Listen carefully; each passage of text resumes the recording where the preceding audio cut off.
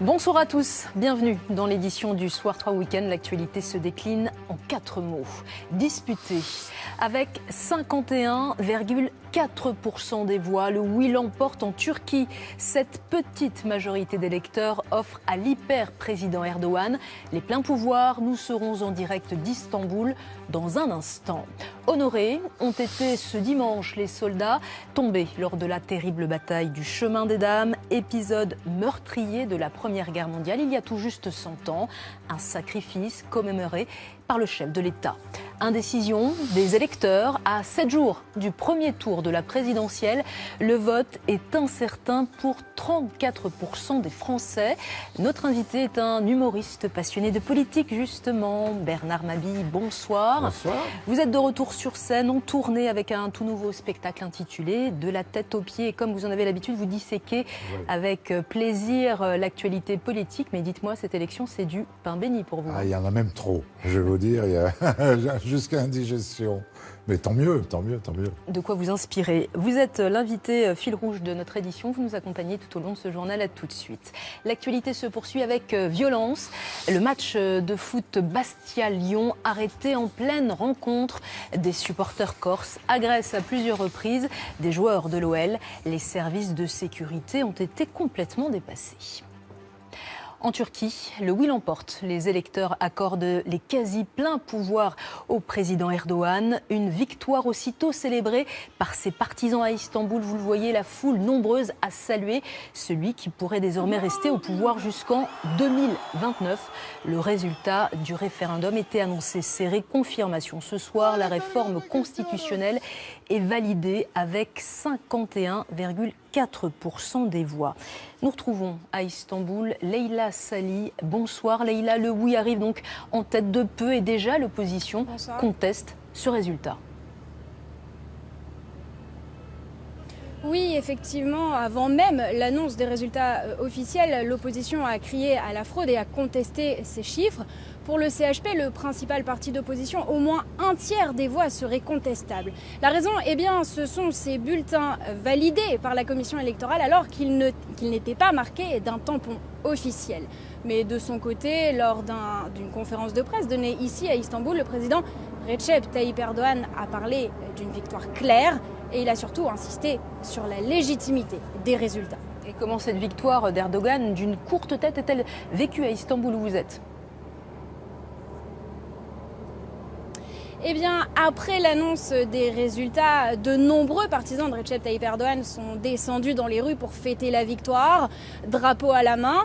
Et également, l'ambiance était particulièrement festive près des sièges locaux de l'AKP, le parti fondé par Erdogan, qui est né dans cette ville et qui a été le maire de la ville dans les années 90. Mais il faut aussi rappeler qu'à Istanbul, ce n'est pas le oui qui gagne, c'est le non qui l'emporte d'une courte tête. Et dans certains quartiers, des centaines de personnes se sont rassemblées en tapant sur des casseroles pour manifester leur déception. Des rassemblements qui ont encore lieu à l'heure où je vous parle. Un mouvement de contestation à surveiller et qui pourrait peut-être prendre de l'ampleur dans les jours à venir. Merci Leïla. Il était déjà très puissant, il devient hyper président. Recep Tayyip Erdogan légalise sa politique totalitaire. La réforme constitutionnelle qui s'annonce lui confère les quasi pleins pouvoirs. Retour sur cette soirée électorale avec Anne-Christine Roth. Drapeaux turcs à la main, ils sont venus célébrer leur leader et la victoire du oui au référendum. À la tribune, Recep Tayyip Erdogan salue la foule de ses supporters. Il parle d'un jour historique. Vous avez vu comment le gouvernement a été attaqué, mais envers et contre tout. Ma nation est restée grande, ne s'est pas divisée, ni ici, ni ailleurs. Même scène de liesse à Ankara. La victoire du oui a beau être beaucoup plus serrée que prévu, loin du plébiscite espéré, peu importe pour ses partisans du président turc. Cette réforme va permettre de renforcer considérablement ses pouvoirs. Il pourrait rester en place jusqu'en 2029. Nous avons besoin de ce genre de dirigeants pour notre époque et notre pays. Ce nouveau système va nous permettre d'avancer mieux. Pour notre futur, pour celui de la Turquie de nos enfants, de nos petits-enfants, on a voté oui. Le futur de la Turquie est radieux. Ambiance beaucoup plus morose dans les rangs de l'opposition. Le non l'a remporté dans les 3 principales villes du pays, mais cela n'a pas suffi. Et ce soir, l'opposition dénonce des manipulations. Certains bulletins ne comportant pas de tampons officiels auraient été validés. Dès maintenant, nous contestons 2,5 millions de votes. Il y a eu des problèmes dans 60% des bureaux. 1 million de bulletins au moins sont invalides.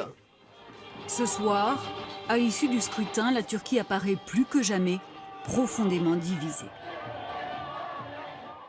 Bernard Mabie, que vous inspire la victoire d'Erdogan en Turquie? Beaucoup de tristesse, parce que je pense que dans un pays comme ça, avec un dirigeant comme ça, on n'aurait pas de boulot, nous autres. On serait en prison ou censurés. Ou... Finalement, vous voyez, je me dis qu'on est quand même très très libre en France. Et je me réjouis tous les jours d'être dans ce pays, parce qu'on dit des tonnes de choses énormes et personne ne nous embête. Personne ne vous persécute. Et pour suivre les développements de ce référendum en Turquie, rendez-vous sur l'application France Info. Retour en France avec une funeste commémoration, le centenaire de la bataille du Chemin des Dames, épisode meurtrier de la Première Guerre mondiale lors de la cérémonie présidée par le chef de l'État. Fait exceptionnel, la chanson de Crown, hymne des sacrifiés, longtemps censurée, a été entonnée. Écoutez. Adieu la vie, adieu l'amour, adieu toutes les femmes. C'est bien fini, c'est pour toujours de cette guerre infâme. C'est la parole sur le plateau qu'on va laisser sa peau. Car nous sommes tous condamnés, nous sommes sacrifiés. La bataille du Chemin des Dames reste l'un des événements les plus tragiques de 14-18. En 6 mois, près de 400 000 soldats sont fauchés. Un épisode qui marquera le début des premières mutineries. Sophie Meyer et nos équipes en région. 350 000 soldats français et allemands sont tombés en 6 mois seulement lors de la bataille du Chemin des Dames en 1917. Pour la première fois, un président de la République arpente ce site de mémoire. Une image forte, celle de François Hollande et de l'ambassadeur d'Allemagne, réunis pour une minute de silence. Cette bataille symbolise les sacrifices des armées françaises et surtout le début des mutineries. 26 soldats ont été fusillés pour l'exemple. Un épisode peu glorieux que l'État français a longtemps voulu oublier. Longtemps, le chemin des dames est resté dans le silence, relégué au fond de nos mémoires parce qu'il était devenu le chemin des morts, parce que les dames n'avaient pas accouché d'une victoire. Sur le plateau de Californie, les paroles de la chanson de Crown résonnent. Entonnée à l'époque par les mutins, elle est interdite par le commandement militaire. Les sacrifiés, un siècle après, leur sort émeut toujours autant. C'est incroyable. Par le biais des artistes, incroyable que ça puisse exister. C'est quand même important qu'on rappelle au monde actuel que tous ces hommes-là ont donné la vie pour qu'ils aient la liberté aujourd'hui. À la tribune, le président de la République a aussi saisi l'occasion d'envoyer un message plus politique. Oui, l'histoire bégaye quand le nationalisme ressurgit avec d'autres traits, mais la même haine. Aujourd'hui, que l'Europe a su nous prémunir de la guerre et des conflits, préservons-la plutôt que de vouloir en faire le bouc émissaire de nos renoncements. Un discours contre la tentation des extrêmes, un message clair pour l'une de ses dernières commémorations en tant que chef de l'État. La Grande Guerre qui a impliqué, regardez, 72 pays, près de 10 millions de soldats ont été tués lors du conflit. Guerre qui a fait également 21 millions de blessés. Les victimes civiles ont été également très nombreuses, près de 9 millions de personnes. En ce dimanche de Pâques, le pape François a délivré place Saint-Pierre, la traditionnelle bénédiction à la ville et au monde. Devant plus de 60 000 fidèles, le souverain pontife a réclamé l'aide de Dieu pour en finir avec les guerres, évoquant longuement le drame syrien et notamment, je cite, l'ignoble attentat perpétré hier près d'Alep. Nous vous en parlions justement dès hier. Pas de répit pour les populations civiles en Syrie. Le bilan de l'attaque suicide à la camionnette piégée s'est aggravé. 126 personnes, dont 68 enfants, sont décédées dans cet attentat près d'Alep. Les victimes étaient en cours d'évacuation de 4 villes assiégées. Un carnage qui n'a toujours pas été revendiqué. Retour en France. Dans une semaine, à 7 heures, nous connaîtrons les 2 grands gagnants du premier tour de l'élection présidentielle. En attendant, mobilisation maximale pour les 11 candidats. Encore beaucoup de meetings et de réunions publiques ce dimanche. Voyez le carnet de campagne signé Perrine Kettels. Les derniers selfies pour le dernier sprint de la campagne présidentielle. Benoît Hamon poursuit son marathon dans l'Ouest. Aujourd'hui, étape à Angoulême. Dans un quartier populaire, le candidat a joué la carte de la proximité, un geste salué par les habitants. C'est la seule personne qui est venue nous voir ici. Il n'y a personne d'autre. Et je trouve que lui, excusez-moi du terme, mais il a décidé de venir ici. Franchement, c'est la seule personne que je pourrais voter pour. Pour Benoît Hamon, ses adversaires regardent de haut les quartiers populaires. Lui se veut candidat de la banlieue. Moi, je ne méprise personne, aucun de mes concitoyens. Et donc, il n'y a aucun candidat à l'élection présidentielle qui va dans les quartiers où les services publics s'en vont, là où on a le sentiment de l'abandon, de l'enclavement, là où il y a le plus de chômage, là où il y a le plus de discrimination. Moi, je vais là où les demandes sont les plus fortes. Et voilà, moi, j'y vais. Défendre les oubliés de la campagne, un même combat pour Jean Lassalle. Le candidat du monde rural était à Rion, dans le Puy-de-Dôme, hier. Dédicaces, petites blagues et discours francs, une proximité qui a ému les sympathisants. Ça me donne envie de pleurer le discours qu'il a eu et les mots qu'il m'a dit à la fin. Je ferai comme lui, comme il dit. Je voterai pour lui au premier tour et au deuxième tour. Jean Lassalle s'est ensuite rendu sur le site de l'usine Ceita, menacée de fermeture. Il a pris la défense des 239 employés. Je crois que c'est une nouvelle illustration du fait que nous avons perdu tout pouvoir des politiques en France, malheureusement. C'est pour ça que je veux être élu pour retrouver un espace politique, financier et économique dans ce grand pays. À Toulouse hier, Jacques Cheminade a lui aussi tiré à vue sur les grandes puissances. Il visitait un laboratoire associatif qui sensibilise les zones rurales aux outils techniques. D'un sifflet, par exemple. Entre les gens qui font comme ici, qui utilisent ça pour que les gens s'emparent de leur futur en dominant cette technologie. Puis au niveau le plus élevé, il y a Google, Apple, Facebook, Amazon, toute cette technologie-là, avec un financement et qui sont en train de faire quelque chose de très inquiétant, peu à peu rentrer dans le domaine de la manipulation politique. Le candidat de Solidarité et Progrès est ensuite allé à la rencontre des Toulousains. Dans son discours, toujours une même thématique, la bataille contre le monde de la finance. Les paradis fiscaux, c'est fini. Blablabla. Bla bla. Ce sont toutes nos grandes banques qui sont les paradis fiscaux. Lui ne combat pas le monde de la finance, bien au contraire. Et pour atténuer son image d'ancien banquier nanti, Emmanuel Macron est allé à la rencontre des plus démunis.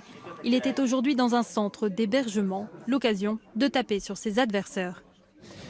Vous avez ici des femmes et des hommes dont l'inspiration est catholique et qui considèrent qu'être catholique, c'est défendre les plus pauvres ou ceux qui ont moins de droits, et non pas se battre pour retirer des droits à d'autres.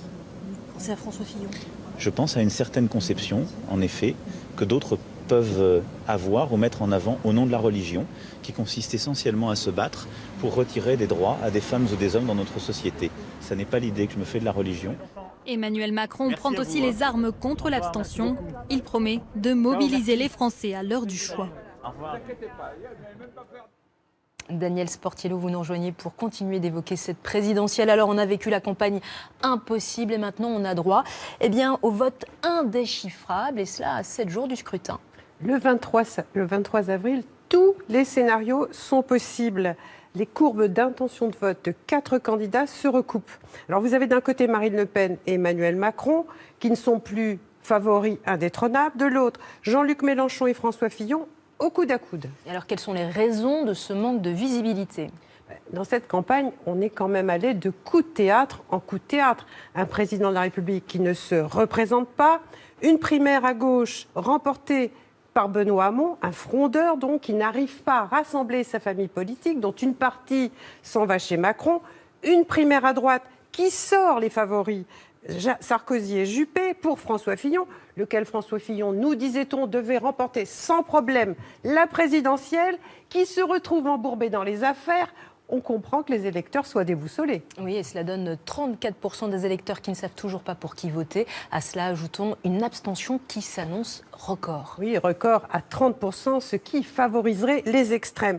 Quant au vote du camp des indécis, il sera décisif. Même s'il faut noter que Marine Le Pen et François Fillon ont un socle d'intention de vote très solide. Et puis il y a celui qu'on n'attendait pas, porté par une très très forte dynamique de fin de campagne. Jean-Luc Mélenchon, un habitué des meetings de masse en plein air. On l'avait vu à Marseille, on l'a vu aujourd'hui à Toulouse. Et comme Jean-Luc Mélenchon est susceptible d'accéder au deuxième tour de la présidentielle, eh bien, il prend des coups. Mais vous allez le voir, il sait les rendre, surtout à François Fillon. On va l'écouter. Bientôt, le peuple français va lui offrir une veste électorale Cousumin. Jean-Luc Mélenchon qui donc promet une veste électorale à François Fillon. Oui, et si on veut rester dans la métaphore, eh bien, on peut dire que François Hollande, eh bien, il a habillé pour l'hiver Jean-Luc Mélenchon, le président, qui ne peut pas s'empêcher de mettre son grain de sable dans le moteur de la machine de Jean-Luc Mélenchon. Là aussi, on va l'écouter. Jean-Luc Mélenchon, il ne représente pas la gauche que je considère comme celle qui permet de gouverner. Et il a des facilités qui, quelquefois, tombent dans le simplisme. Oui, on peut comprendre que François Hollande n'a pas du tout envie que celui qui l'avait appelé capitaine de pédalo dans la tempête en 2011 n'a pas envie, le président, que Jean-Luc Mélenchon lui succède à l'Élysée. Merci beaucoup, Daniel. On vous retrouve vendredi prochain. Je vois que ça vous fait rire, Bernard Mabille. Le capitaine de pédalo, j'avais oublié, mais c'est vrai. Hein. Dites-moi, la réalité dépasse toujours la fiction. Preuve en est encore avec cette présidentielle. C'est complètement dingue. Alors, je voulais vous dire, Benoît Hamon, moi, il me fait un peu de peine quand même, parce qu'il est trahi par tout le monde. Donc, je pense que si vous devez faire un dîner, il faut l'inviter comme porte-couteau, il doit être idéal. Mais non, c'est terrible quand même. Parce que vous savez, les gens se passionnent pour cette campagne. Moi, je le vois dans les salles. Nous avons, nous autres, les humoristes politiques, des salles pleines à craquer. Donc, les gens sont passionnés. Mais on n'arrive pas. Moi, par exemple, dans mes salles, je n'ai jamais vu quelqu'un me dire je vais voter Macron. Alors, il y a des choses que je ne comprends pas. C'est peut-être pas votre public, je ne sais pas. On en discute attendez, le public, il est partout et c'est un peu tout le monde. Ouais. Et j'en discutais avec des copains qui font aussi de l'humour politique, parce que c'est très à la mode aujourd'hui, et ils remarquaient la même chose. Alors, est-ce que c'est un phénomène de sondage, un phénomène de parisien? Je ne sais pas. Résultat dans une semaine. Ouais. L'actualité se poursuit avec le foot. Et quand le foot ne tourne pas rond, eh bien, cela peut donner des graves incidents, comme aujourd'hui à Bastia, où des joueurs de l'Olympique lyonnais ont été agressés sur la pelouse par des supporters corses. Faute d'assurer la sécurité des joueurs, la rencontre a été arrêtée. Christian Réunif. Finalement, ils ont quitté l'île de Beauté sous les huées et les insultes d'une petite centaine de supporters du Sporting placés derrière les grilles du stade Armand Cesari. Direction l'aéroport, sous bonne protection. Le face-à-face entre supporters et forces de l'ordre est tendu. Il va durer quelques minutes. 2 blessés sont à déplorer. À l'origine, ils étaient venus simplement pour jouer un match de football. Mais avant même la rencontre, l'échauffement vire à la foire d'empoigne, à la bagarre générale. Une cinquantaine d'individus agressent les joueurs lyonnais qui se retirent rapidement direction la sécurité des vestiaires. Le début du match est retardé. Les arbitres se concertent. Bruno Genesio, l'entraîneur, et son équipe ne veulent pas jouer. Il faut arrêter. Il faut arrêter. Il faut frapper les joueurs.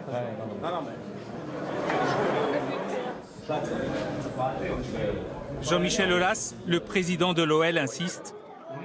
Le match aura finalement lieu. Après 50 minutes de tergiversation, la décision est enfin prise. Place au match, place au football.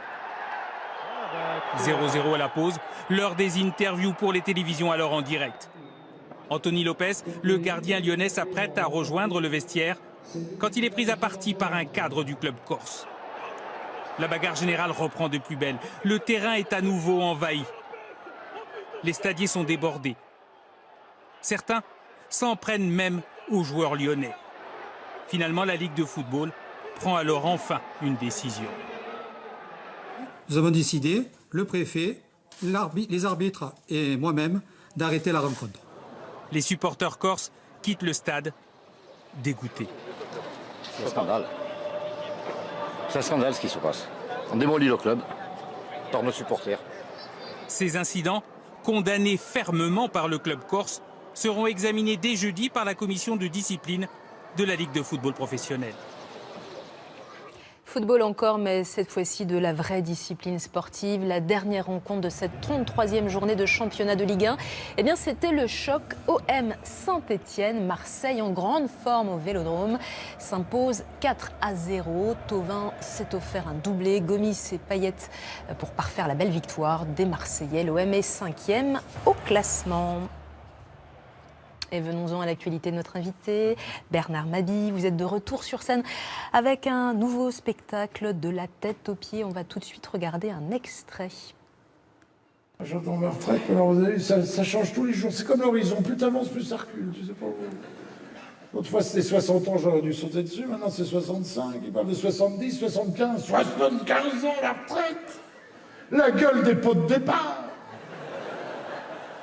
Verveine et Blédina. Vous imaginez la France avec des ouvriers de 75 ans, les jardins paysagers, des chrysanthèmes, un corbillard qui va tourner toute la journée au cas où, un ouvrier voudrait rentrer précipitamment chez lui.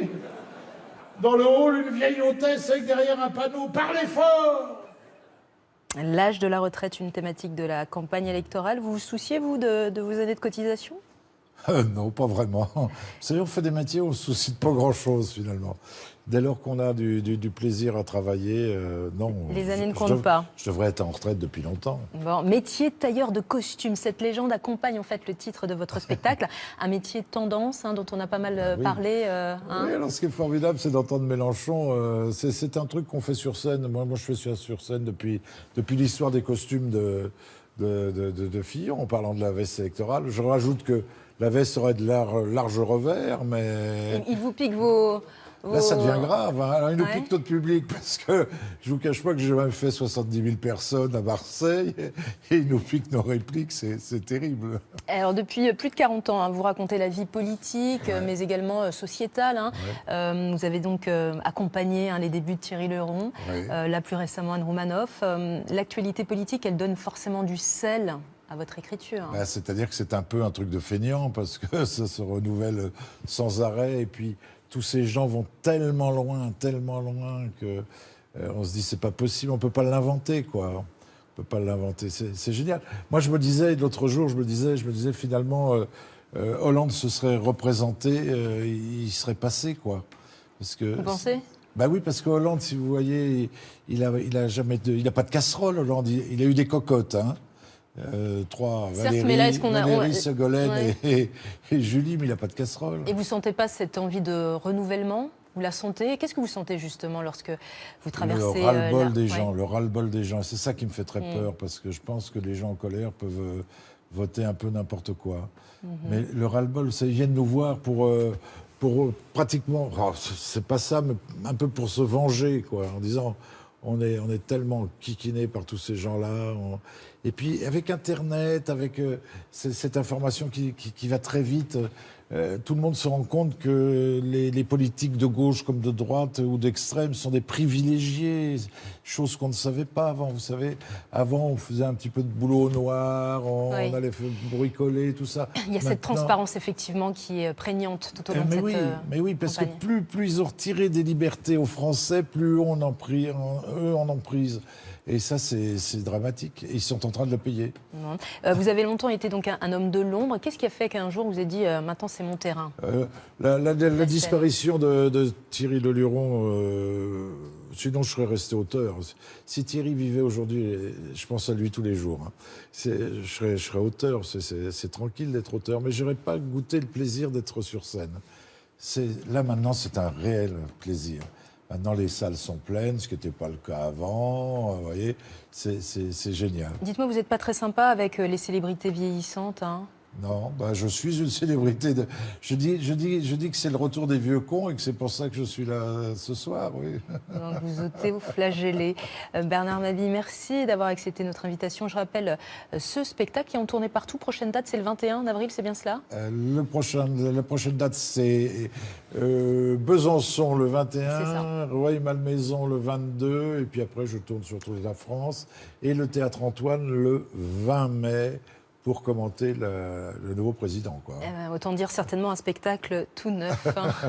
Merci beaucoup de nous avoir accompagnés. Merci. 500 000 personnes rassemblées sur les Champs-Élysées ce dimanche après-midi pour l'opération Printemps solidaire. À une semaine de l'élection présidentielle, cette manif-concert défendait une France ouverte sur le monde et sur les autres. Sur des scènes mobiles, de nombreux artistes ont relayé ce message. Mathieu Chédid, Féfé, Patrice ou FFF. Au total, 30 concerts gratuits organisés par l'association Solidarité Sida.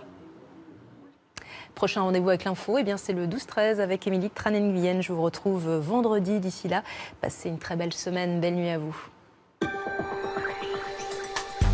Retrouvez l'info minute par minute sur l'application et le site France Info.